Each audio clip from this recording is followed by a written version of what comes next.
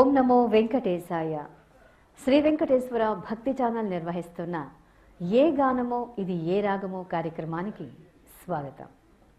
అఖిలాండ కోటి బ్రహ్మాండ నాయకుడు, భక్తుల పాలిటి కల్పతరువు, కలియుగ ప్రత్యక్ష దైవం తిరుమల శ్రీ వెంకటేశ్వర స్వామి వారిని ఎందరో వాగ్గేయకారులు కీర్తించి తరించారు. వారిలో అతి ముఖ్యులు మాతృశ్రీ తరిగొండ వెంగమాంబ గారు. తరిగొండ నృసింహుని అనుగ్రహంతో తిరుమల శ్రీ వెంకటేశ్వర స్వామిపై అనన్య భక్తితో ఎన్నో రచనలు చేసి భగవదర్పితం చేసిన ధన్యజీవి. ఆ మాతృమూర్తిని మనసారా స్మరించుకుందాం. తరిగొండ వెంగమాంబ ధన్య చరితము, తరిగొండ వెంగమాంబ ధన్య చరితము, పరమ భక్తి సుధాభరితము. శ్రీ వెంకటేశునికే చిత్తమునర్పించి, శ్రీ వెంకటేశునికే చిత్తమునర్పించి తన బ్రతుకే ముత్యాల హారతి చేసి అర్చించిన తరిగొండ వెంగమాంబ ధన్య చరితము, పరమ భక్తి సుధాభరితము. ఈనాటి కార్యక్రమంలో మనతో ఉన్నారు ప్రముఖ సాహితీవేత్త, స్వరకర్త డాక్టర్ సాయికృష్ణ యాచంద్ర గారు. వారికి మీ అందరి తరపున స్వాగతం పలుకుతున్నా. నమస్కారం అండి గురువు గారు. నమస్కారం గురువు గారు. గత భాగంలో రుక్మిణి యొక్క సందేశాన్ని శ్రీకృష్ణ పరమాత్మకి వినిపించడం జరిగింది. అందుకు శ్రీకృష్ణుడు ఎటువంటి సమాధానం ఇచ్చారో తెలియచేయండి. అగ్నిజ్యోతనుడు ద్వారా రుక్మిణీదేవి ప్రియ సందేశాన్ని ఆలకించిన శ్రీకృష్ణుల వారు, నేను కూడా ఆమె మీద మనసు పడి ఉన్నాను. ఆమె నన్ను ప్రేమించటమే కాదు, నేను కూడా ఆమెపై అత్యంత అనురాగంతో ఉన్నాను. ఆమెను చేపట్టవలనను, ఆమెను నా భార్యగా చేసుకోవాలని నాకు కూడా ఎంతో కుతూహలంగా ఉంది అని ప్రత్యుత్తరించాడు. ఆయన ఏమని చెప్పింది ఆయన మాటలలోనే ఇప్పుడు విందాం. దీన్ని స్వర్గీయ బాలసుబ్రహ్మణ్యం గారు ఆలపించారు.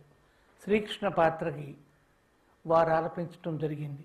ఒక్కొక్క పాత్రకు ఒక్కొక్కరు పాడినట్టు ఈ శ్రీకృష్ణ పాత్రకి పూజ్యులు బాలసుబ్రహ్మణ్యం గారు గానం చేయటం జరిగిందండి. ఇప్పుడు విందాం.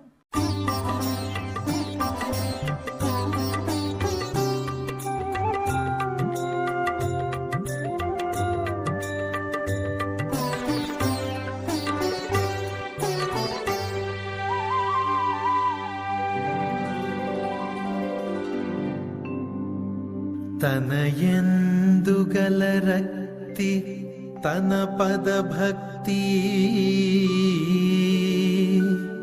తనయందుగల రక్తి తన పద భక్తి, వినిపింపనగుచు ఆ విష్ణుదేవుండు, ధరణీ సురేంద్రుని తనువు తానిమిరి, ధరణీ సురేంద్రుని తనువు తానిమిరి, కరము పట్టుకొని సత్కరుణనిట్లనియే ఆ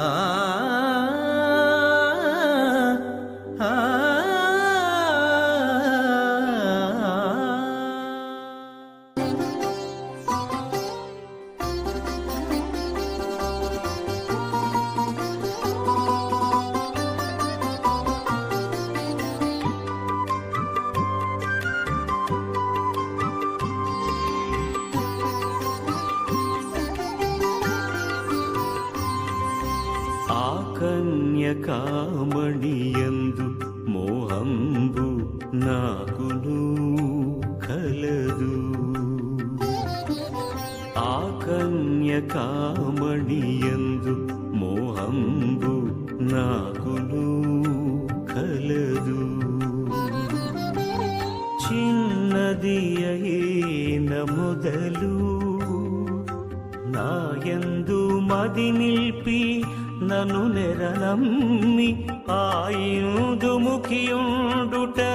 ఎరుంగుదును చిన్నది అయిన మొదలు నాయందు మది నిల్పి నను నెరనమ్మి ఆయుధు ముఖియుండుటది ఎరుంగుదును చిరతర శక్తిచే క్షీరాబ్ధి తరచి తెరగొప్ప అమృతంబు తెచ్చిన కరణి చిరతర శక్తిచే క్షీరాబ్ధి తరచి తెరగొప్ప అమృతంబు తెచ్చిన కరణి అరవిందముఖి తెత్తును అరవిందముఖి తెత్తును.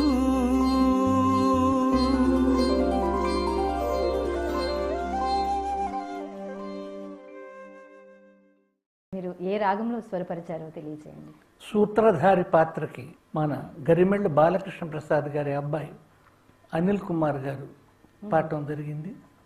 తర్వాత వచ్చిన భాగాన్ని అంటే కృష్ణ పరంగా ఆయన మాటలుగా చెప్పుకున్న భాగాన్ని బాలసుబ్రహ్మణ్యం గారు గానం చేయటం జరిగింది. ముందు పాడింది అది కొంత మిశ్రమ రాగం, తర్వాత వచ్చింది బృందావన సారంగ రాగం. ఆయన బృందావన సంచారి కదా కృష్ణుడు, అందువల్ల బృందావన సారంగాన్ని స్వీకరించి బృందావన సారంగ రాగంలో స్వరపరచడం జరిగింది. ఏ విధంగా కృష్ణుడు చెప్పాడు అన్నది ఇక్కడ మనం తలుచుకోవాలి. అమృతం ఏ విధంగా నేను తీసుకొచ్చాను, సముద్ర మథనం చేసి అమృతాన్ని పుట్టినట్టు ఆ విధంగానే నేను ఈ శ్రీలక్ష్మిని అంటే క్షీరాబ్ది కన్యను అంటే ఆమె అంశలో పుట్టిన ఈ వైదర్భిని నేను స్వీకరిస్తాను, రుక్మిణీదేవిని నేను తెచ్చుకుంటాను అని చెప్పటం ఇక్కడున్న అంశం. ఈ మాటలు అగ్నిద్యోతనుడికి ఆయన తెలియజేశాడు. నేను వస్తాను, ఆమె విషయం నాకు తెలుసు, చిన్ననాటి నుండి కూడా ఆమె నాపై మనసుంచి నన్ను పరిణయమాడాలని నన్ను చేపట్టాలని ఆమె తలుచుకున్న విషయాన్ని నాకు తెలుసు. అందుకే నేను త్వరలో వచ్చి ఆమెని నేను పరిగ్రహిస్తానని ఈ విషయాన్ని అమ్మవారికి తెలియజేయవలసిందిగా ఆయన అగ్నిజ్యోతనుడికి వివరించిన సందర్భం ఇది. గురుగారు తర్వాత ఏం జరిగిందో తెలియజేయండి. ఈ విధంగా అగ్నిజ్యోతనుడికి ఆయన రుక్మిణీదేవికి చెప్పమన్న సందేశాన్ని వినిపించి ఆయన వెళ్ళిన తర్వాత అంత యుద్ధ సన్నద్ధుడుగా ఆయన తయారై రుక్మిణికి సందేశం ఇప్పటికే ఉంటుందని భావించి అన్ని ఏర్పాట్లు చేసుకుంటున్నాడు. దేనికి? పెళ్ళికి. పెళ్ళి ఏర్పాట్లన్నీ చేసుకొని దానికి ఏం చేయాలి, ఎలా అక్కడికి వెళ్ళాలి, విదర్భ దేశంలో ఉన్న ఆ వైదర్భిని మనం చేపట్టాలంటే, ఈ రాక్షస వివాహ రీతిలో మనం చేపట్టాలంటే అక్కడ యుద్ధం కూడా జరగచ్చు. శిశుపాలుడు మొదలైన రాజులంతా అక్కడ ఉంటారు కాబట్టి వాళ్ళని ఎదిరించి మనం ఈమెను అందుకోవాలన్న సంకల్పంతో ఆ రుక్మిణీదేవి కళలన్నీ పండించి ఆమెను పరిణయమాడాలన్న ప్రణయ దీక్షతో అక్కడికి పయనమైన రీతిని లగ్నం కుదుర్చుకొని దానికి కూడా ఎప్పుడైతే పెళ్లి ముహూర్తం ఉందో అప్పుడు ఆ సమయానికి వెళ్ళాలన్న నిర్ణయించుకున్న ఈ సందర్భాన్ని సూత్రధారి గళంలో మనం విందాం. ఇది గోపికా పూర్ణిమ గారు ఈ భాగాన్ని ఆలపించారు. అని ప్రతాపించి సరగున పెండ్లి నక్షత్రంబుదేలేసే అని ప్రతాపించి సరగున పెండ్లి నక్షత్రంబుదేలేసే తనర ఆయకరాత్రమునందే చెలగిచ్చని ఆ విదర్భదేశము ప్రవేశించే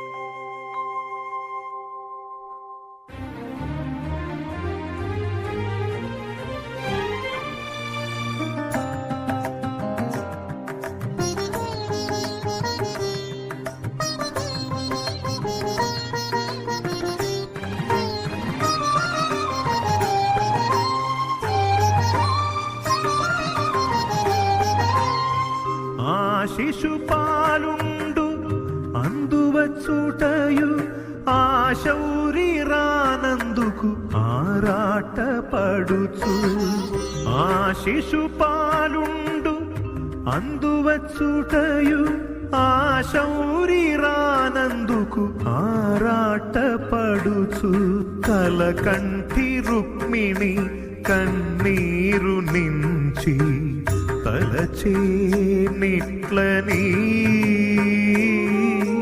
తలచేనిట్లని.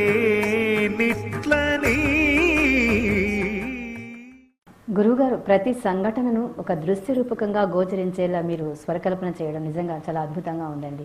ఇది ఏ రాగంలో స్వరకల్పన చేయడం జరిగింది? ఆ బృందావన సారంగంలోనే స్వరపరచడం జరిగి ఆ వాద్య గోష్ఠిని అమర్చడం జరిగిందండి.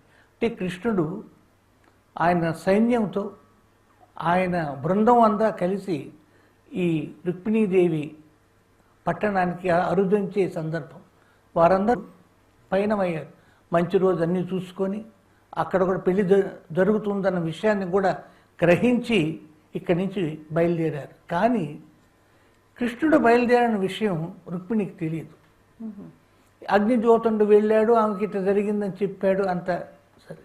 ఆమెకి కృష్ణుడు వచ్చాడా, ఏమవుతుంది, అసలు వస్తాడా రాడా అన్న సందేహం ఆమెకి, బాధ, ఏమి జరుగుతుందోనని వేదన.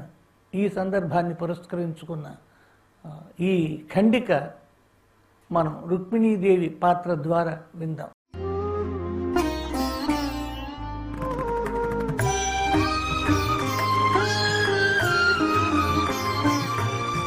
ముహూర్తము చేరువయ్యే అకట చైత్యుండు తానా సన్నుడయ్యే సకలజ్ఞుడైనట్టి చక్రిరాడయ్యే ముహూర్తము చేరువయ్యే అకట చైత్యుండు తానా సన్నుడయ్యే సకలజ్ఞుడైనట్టి చక్రిరాడయ్యే ముహూర్తము చేరువయ్యే.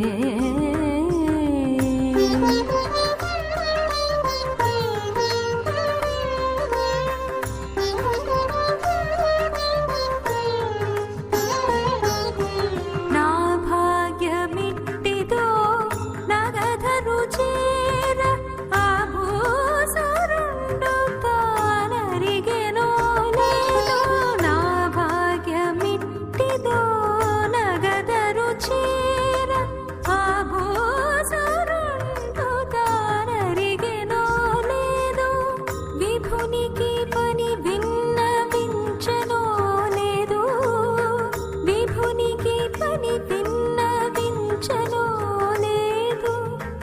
విభుడిది మన్నించి విన్నాడో లేదు, విభుడిది మన్నించి విన్నాడో లేదు, విభుడిది మన్నించి విన్నాడో లేదు. ముహూర్తము చేరువయ్యే ముహూర్తము చేరువయ్యే. గురువుగారు, ప్రతి అంశాన్ని మీరు స్వరకల్పన చేసిన ఆ పద్ధతి ఎలా ఉందంటే ప్రతిదీ ఒక దృశ్య రూపకంగా గోచరిస్తోందండి. నిజంగా చాలా అద్భుతంగా స్వరపరిచారు. ఆ విధంగా ఉండాలని ఈ వినే వారందరికి కూడా ఏదో దృశ్యం చూసిన అనుభూతి కలగాలని ఉద్దేశించింది. ఇప్పుడు తరువాత ఏం జరిగిందంటే శ్రీకృష్ణుడు బయలుదేరి వచ్చాడు. ఇంతలోపల అగ్నిజ్యోతనుడు బయలుదేరి విదర్భపురి చేరి రుక్మిణీదేవిని సమీపించి శ్రీకృష్ణుడు ఏమని చెప్పాడు అన్నది రుక్మిణీదేవికి తెలియజేశాడు. కంజలోచనుడు తప్పకుండా వస్తాడు, నిన్ను చేపడతాడు అన్న విషయాన్ని స్పష్టంగా స్వామివారి వచనం ఇదేని, వారి సందేశం ఇదని రుక్మిణీదేవికి తెలిపే సన్నివేశం అండి.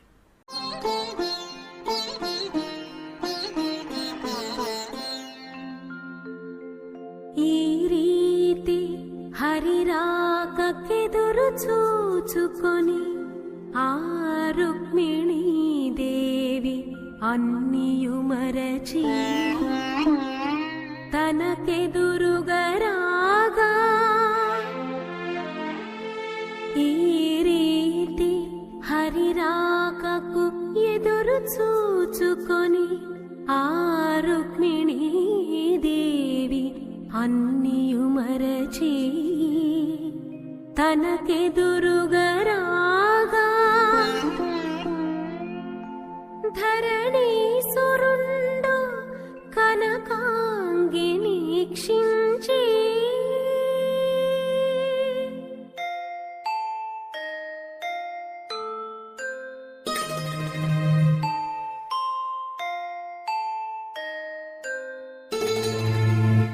కంజలోచనుడు వచ్చి సురాసురుల్ వచ్చిన గాని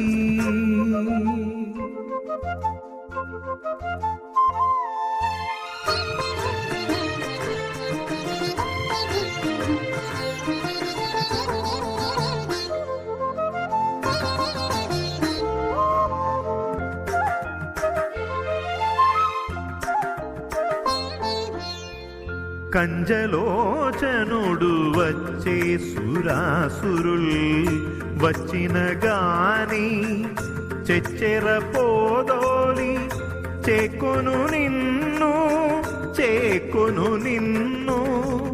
కంజలోచనుడు వచ్చు సురాసురుల్ వచ్చిన గాని చెచ్చెర పోదోలి చేకొను నిన్ను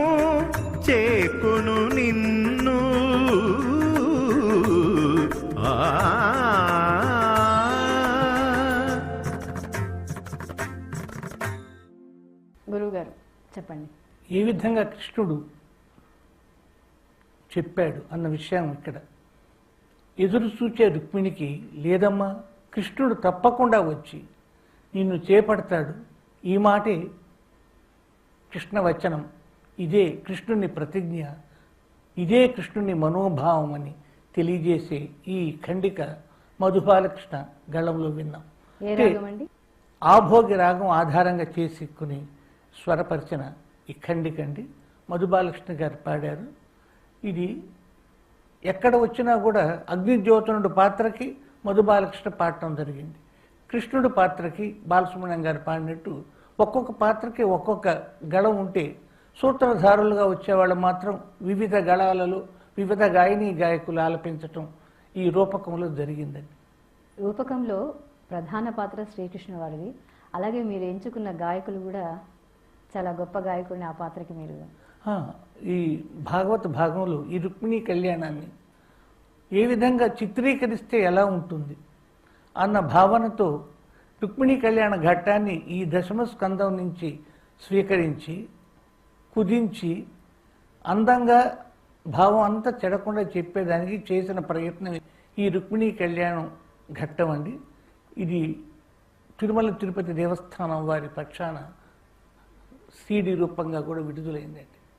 ఇది ఏ వెబ్సైట్లో దొరుకుతుందో ఒకసారి అడ్రస్ చెప్తారా? మన తిరుమల తిరుపతి దేవస్థానం వెబ్సైట్లోనే అందరు వినటానికి డౌన్లోడ్ చేసుకోవటానికి కూడా అనువుగా ఏర్పాటు చేయటం జరిగిందండి. గురువుగారు, ఇంత మంచి కావ్యాన్ని రచించిన వెంగమాంబ సాహిత్యం మీరు చూస్తున్నప్పుడు మీరు పొందిన అనుభూతి ఏంటో తెలియచేయండి. చాలా విచిత్రంగా ఉంటుందండి. ఆమె చెప్పుకునేదేమని, నాకు బాలభాష తప్ప నాకు పాండిత్యం లేదు, నేను గురుముఖంగా వీటి పెద్దగా అభ్యసించలేదంటారు. కానీ ఈ సమాసాలు, ఆ పదబంధాలు, అచ్చ తెలుగు మాటలకి ప్రాతినిధ్యం ఇచ్చి ఆమె చెప్పిన సాహిత్యం చాలా గొప్పగా మనకి అచ్చరువు కలిగించే విధంగా ఉంటుంది. అందరికీ సుబోధకంగా ఉండాలి. అంత మాత్రం చేత ఆమె పాండిత్యానికి లోపం ఉండకూడదు. కంజలోచనుడు అంటుంది. కొన్ని ప్రక్రియల్లో ఇందాక కృష్ణుడు వచనంలో సముద్రము తరచి అమృతాన్ని తెచ్చినట్టు రుక్మిణిని తెచ్చాను.